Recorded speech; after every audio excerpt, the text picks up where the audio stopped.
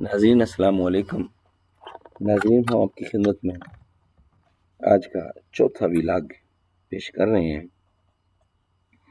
سائنسی تحقیق کیا کہتی ہے خواجہ سروں کے بارے میں؟ خواجہ سرا کیا ہوتے ہیں؟ ان کو ہنجڑے بھی کہا جاتا ہے، خسرے بھی کہا جاتا ہے۔ لفظی بحث، صنف اولین مدرسہ، نکاح اولین ڈاکٹر، مقابلے کا امتحان، اور ان کے بارے میں لغوی معنی اور ان کی حیثیت کیا ہے معاشرے میں، اس پر 2 ویلاگ دے چکے ہیں۔ یہ تیسرا ویلاگ ہے، وہ پیش خدمت ہے، ویلاگ نمبر 3 کہ خواجہ سرا۔ ناظرین، خواجہ سرا زمارود KILNEFELTERSYNDROME، یہ میں نے سپیلنگ لکھے، شاید پروننسیشن میں کوئی بھی شاید ہے۔ سنڈروم زمارود کا فلٹر بھی لکھا ہے اس میں، کی وجہ اور آپریشن نہ ہونے کی وجہ سے گھر سے نکالی جا چکی ہیں۔ ان کا کہنا ہے کہ انہوں نے اپنی زندگی میں ایک بار بھی وہ غلط فعل نہیں کیا جسے ہماری کمیونٹی سے جوڑا جاتا ہے، اور اکثریت ایسا دھندا نہیں کرتی۔ جب بھوکوں مر رہے ہوں تو جان بچانے کی غرض سے اس لعنت کو قبول کیا جاتا ہے کہ ہمارے ساتھ ناانصافی تو گھر سے ہی شروع ہو جاتی ہے، پھر اسکول، کالج، یونیورسٹی اور ورکنگ پلیسز سب ہمارے لیے سرکس کا روپ دھار لیتی ہیں، اور ہم اپنی شناخت ظاہر کر کے جوکر یا سیکس ورکر سمجھے جاتے ہیں۔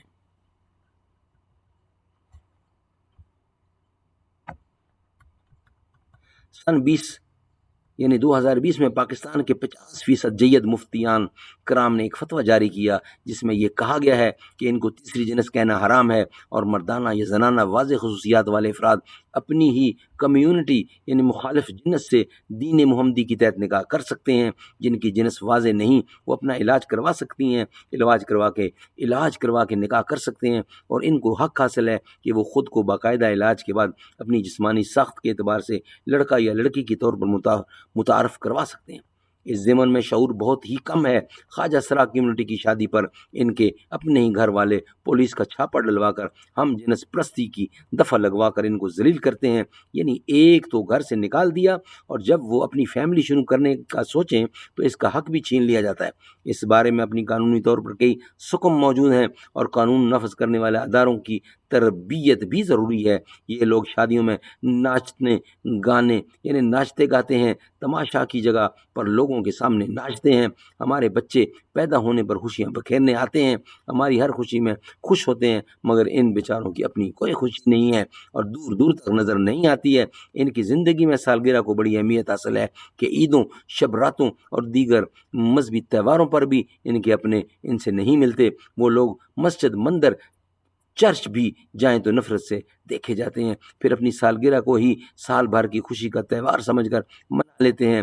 میں بحیثیت school teacher, special education teacher سمجھتا ہوں کہ ان لوگوں کو کسی الگ شناخت یا پہچان یا علیحدہ اداروں کی ضرورت نہیں ہے۔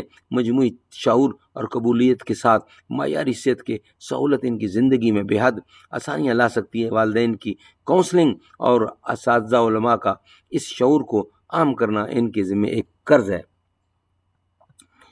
جرگہ ممبر خیبر پختونخوا میں خواجہ سرا کو پہلی مرتبہ جرگہ ممبر منتخب کر لیا گیا ہے۔